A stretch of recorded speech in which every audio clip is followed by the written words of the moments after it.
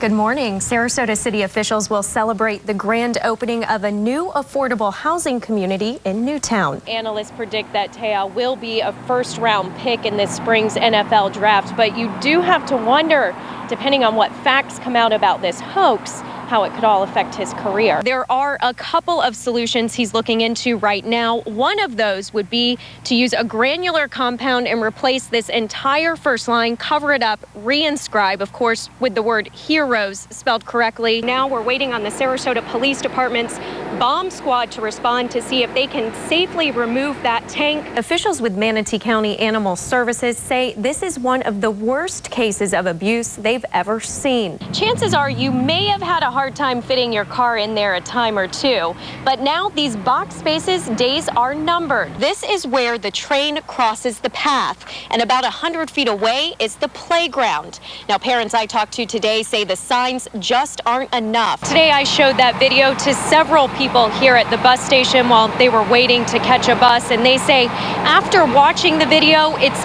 clear to them that the officer did use excessive force, and now they want to make sure city leaders take action.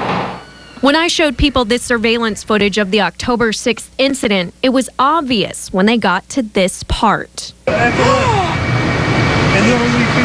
Oh my gosh. This is the video captured by surveillance cameras at the downtown Sarasota bus station.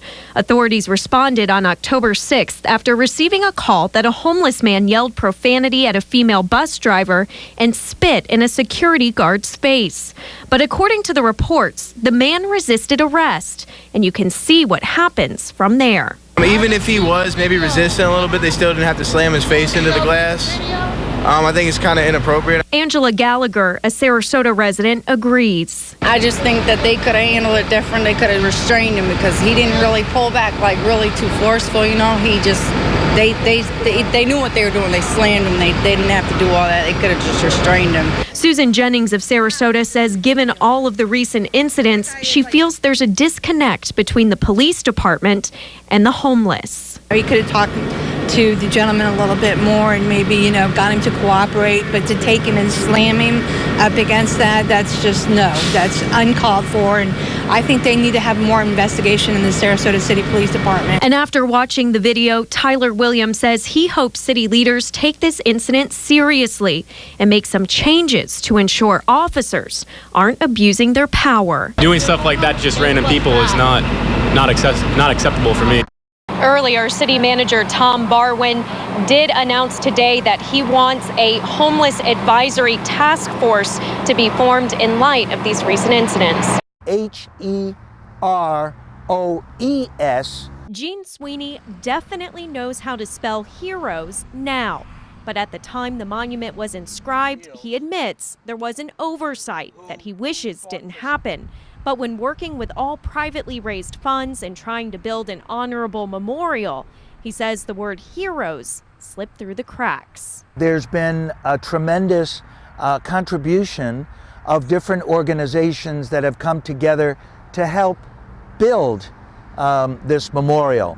And they were wonderful contractors who came in and gave as a gift of services a lot of what it is they do, one of which was the engraver. Sweeney says this memorial is the only one in the country that honors both 9/11 civilian victims and fallen military heroes, all of which names are spelled correctly.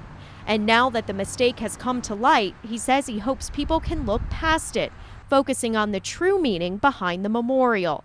People I talked to agree, saying while they're not offended, everybody makes mistakes. They can understand if some are. I could imagine a lot of people will feel hurt, but in any event, worldwide mistakes happen, and it's a genuine mistake. It's nothing that's intentional. Sweeney says he's already investigating solutions to the spelling error, and he intends on fixing HEROS ASAP. It's etched in stone.